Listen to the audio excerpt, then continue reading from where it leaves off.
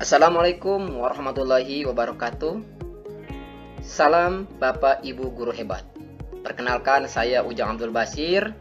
Pada kali ini akan membahas terkait dengan tugas koneksi antar materi terkait dengan modul 1.1 Pemikiran Ki Hajar Dewantara, yang mana di dalamnya terdapat kesimpulan dan juga refleksi dari modul 1.1 yang telah dipelajari oleh Bapak Ibu Guru Hebat. Langsung saja.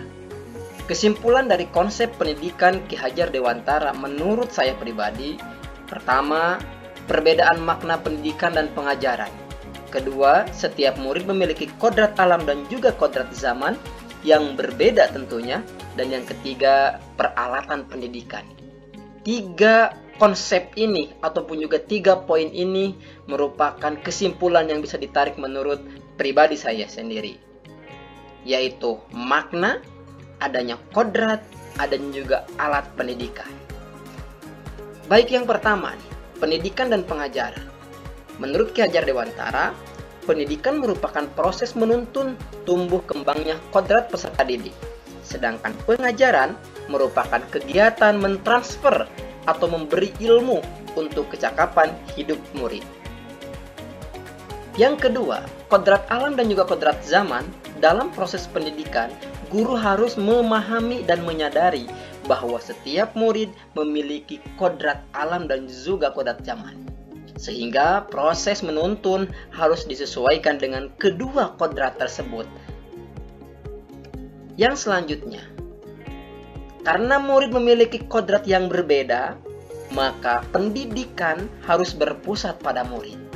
Tujuan pendidikan pada intinya menuntun tumbuh kembangnya kodrat murid agar bisa mencapai keselamatan dan kebahagiaan di dalam hidupnya. Yang selanjutnya, alat pendidikan. Maksudnya peralatan pendidikan merupakan cara bagaimana pendidikan itu dijalankan. Metode atau cara pendidikan itu diantaranya memberi contoh, pembiasaan, pengajaran, perintah, paksaan dan juga hukuman, tindakan, dan terakhir pengalaman lahir dan batin. Cara mendidik juga perlu kita tambahi dengan permainan, karena pada dasarnya bermain juga ada pelajaran di dalamnya, sehingga bisa dikolaborasikan antara belajar sambil bermain atau bermain sambil belajar. Itu tadi merupakan kesimpulan yang bisa ditarik. Dan yang selanjutnya terkait refleksi pemikiran Ki Hajar Dewantara. Ini ada 3 poin ataupun juga 3 pertanyaan pemantik bagaimana kita merefleksikan diri terkait dengan modul 1.1 ini. Pertanyaan pertama, apa yang Anda percaya tentang murid dan pembelajaran di kelas sebelum Anda mempelajari modul 1.1 ini?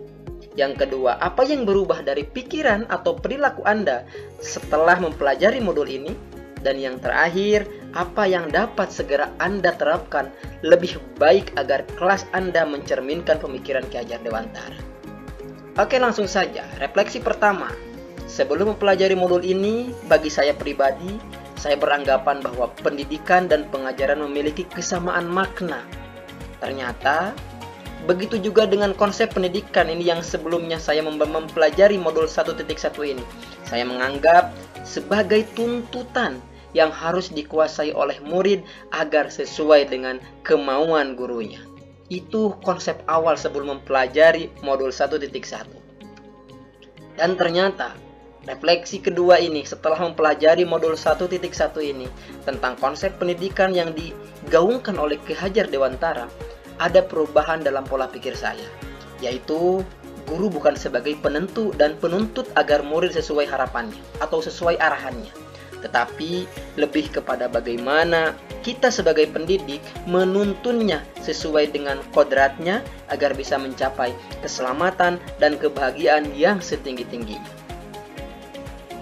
Refleksi yang ketiga, hal yang akan segera saya lakukan ketika di kelas diantaranya akan merubah konsep dari menuntut menjadi menuntun.